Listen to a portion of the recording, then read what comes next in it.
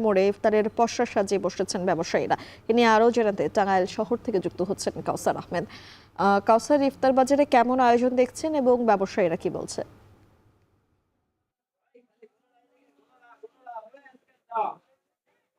জি, জমে উঠেছে ইতিমধ্যে ইফতার বাজার। আমি আছি টাঙ্গাইল শহরের পাঁচানী বাজার এলাকায়, যেটি মিষ্টিপট্টি হিসেবে খ্যাত। আমি দেখেছি যে এখানে ছোলা বুট থেকে শুরু করে বুন্দি, জিলাপি, চমচম, এছাড়াও পেঁয়াজও কিন্তু বিক্রি করছেন ব্যবসায়ীরা। ব্যবসায়ীরা বলছেন যে গেল বছরের চেয়ে এবছর এই ইফতার সামগ্রী তৈরি করতে যে কাঁচামালের প্রয়োজন হয় সেগুলোর দাম কিছুটা বেড়েছে। যে কারণে তারা বলছেন যে প্রতি কেজিতে ১০ থেকে ২০ টাকা ৩০ টাকা পর্যন্ত বেড়েছে পেঁয়াজু, বুন্দি সহ অন্যান্য ইফতারি সামগ্রীর দাম। আর এছাড়াও ব্যবসায়ীরা বলছেন যে আজকের বাজারে বেগুনি প্রতি পিস বিক্রি হচ্ছে ১০ টাকা, পেঁয়াজু বিক্রি হচ্ছে ২২০ থেকে ২৪০ টাকা কেজি দর। আর এছাড়াও অন্যান্য বুন্দি বিক্রি হচ্ছে এখানে ২০০ থেকে ২২০ টাকা কেজি দর। আর এখানে যারা ক্রেতা রয়েছেন তারা বলছেন যে ইফতার সামগ্রী যে হারে দাম বেড়েছে সেই তুলনায় প্রশাসনের পক্ষ থেকে অভিযান বা বাজার মনিটরিং করা হচ্ছে না। তারা বলছেন যে শহরের